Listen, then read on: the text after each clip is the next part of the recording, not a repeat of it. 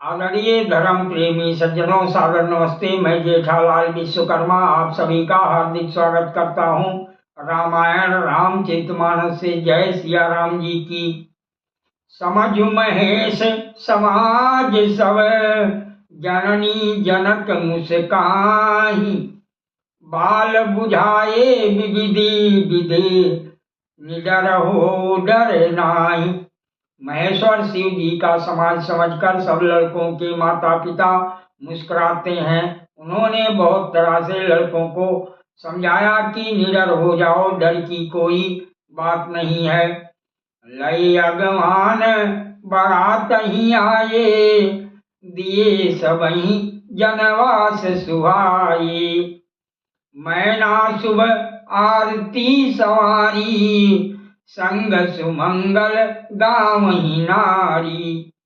अगवान लोग बारात को लिवा लाए। उन्होंने सबको सुंदर जनवासे ठहरने को दिए। मैना पार्वती जी की माता ने शुभ आरती सजाई और उनके साथ की स्त्रियां उत्तम मंगल गीत गाने लगी। कंचन थार सोबर पानी, परिछन चली हरही हरसानी। विकट वेश रुद्र ही जब देखा, अवलन उर भय भयउ विशेखा। सुंदर हाथों में सोने का थाल शोभित है। इस प्रकार मैना हर्ष के साथ शिव जी का परिछन करने चली। जब महादेव जी को भयानक वेश में देखा, तब तो स्त्रियों के मन में बड़ा भारी भय उत्पन्न हो गया। भागी भवन पैठी अति त्रासा, गए महेश जहाँ जनवासा। मैना हृदय भयो दुख भारी, लीनी बोल ग्रीसी कुमारी। बहुत ही डर के मारे भाग कर वह घर में घुस गई और शिवजी जहाँ जनवासा था वहां चले गए। मैना के हृदय में बड़ा दुख हुआ। उन्होंने पार्वती जी को अपने पास बुला लिया। अधिक स्नेह गोद बैठारी, श्याम सरोज नयन भरी बारी। यही विधि तुम्हें रूप अस दीना, तेहि जड़ बर बाहुर कस कीना। और अत्यंत स्नेह से गोद में बैठाकर अपने नीलकमल के समान नेत्रों में आंसू भरकर कहा, जिस विधाता ने तुमको ऐसा सुंदर रूप दिया, उस मूर्ख ने तुम्हारे दूल्हे को बावला कैसे बनाया। कस कीन बर बौरा विधि जही तुम्हें सुंदरता दई। जो फल चाहि सुर तरहि सो बर बस बबूर ला गई। तुम सहित गिरते गिरऊं पावक जरऊं, जल निधि महु परऊं। घर जाऊ अपजस हो जग, जीवत विवाह नाहु करो। जिस विधाता ने तुमको सुंदरता दी, उसने तुम्हारे लिए बर बावला कैसे बनाया। जो फल कल्प वृक्ष में लगने चाहिए वो जबरदस्ती बबुल में लग रहा है। मैं तुम्हें लेकर पहाड़ से गिर पड़ूंगी, आग में जल जाऊंगी या समुद्र में कूद पड़ूंगी। चाहे घर उजड़ जाए और संसार में अपकीर्ति फैल जाए, पर जीते जी मैं इस बावले बर से तुम्हारा विवाह ना करूंगी। भई विकल अबला सकल, दुखित देख गिरि नारी। करि विलाप रोदती बदती, सुतासने सवारी।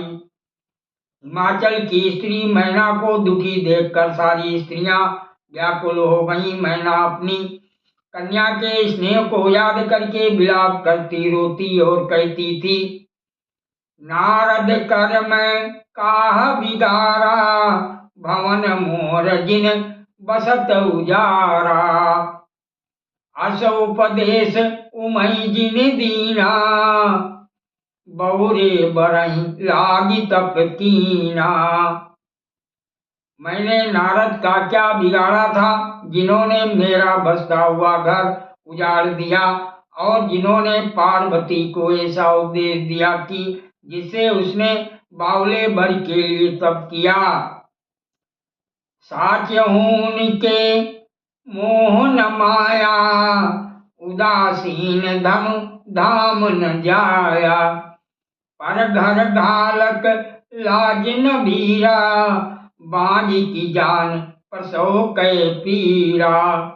सचमुच उनके ना किसी का मोह है, ना माया, ना उनके धन है, ना घर है, और ना स्त्री है। वह सबसे उदासीन है, इसी से वह दूसरे का घर उजाड़ने वाले हैं। उन्हें ना किसी की लाज है, ना डर है। भला बांझ स्त्री प्रसव की पीड़ा को क्या जाने।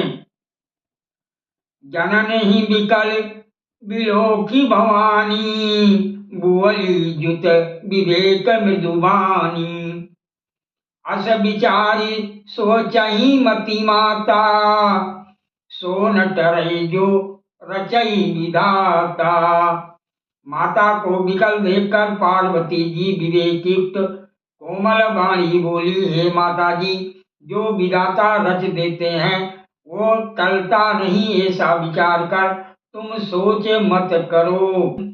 करम लिखा जो बाउर नाहू, तव कत दोष लगायूं काहू।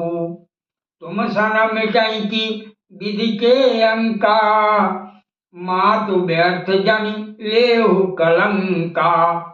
जो मेरे भाग्य में बावला ही पति लिखा है, तो किसी को क्यों दोष लगाया जाए। हे माता जी, क्या विधाता के अंक तुमसे मिट सकते हैं। वृथा कलंक का टीका मत लो।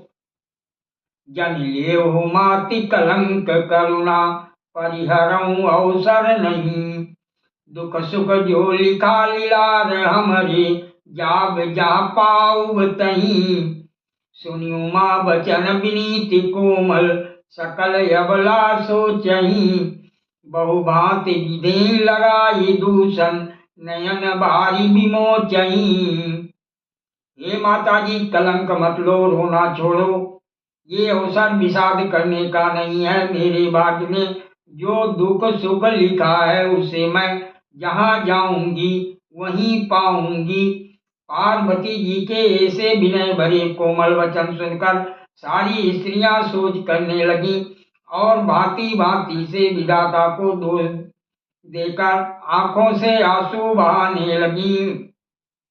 यही अवसर नारद सहित अरुरि से सप्त समेत, समाचार सुनि तुई नगर, गौने तुरत निकेत। इस समाचार को सुनते ही हिमाचल उसी समय नारद जी और सप्तऋषियों को साथ लेकर अपने घर गए। सादर प्रणाम। जय सिया राम जी की।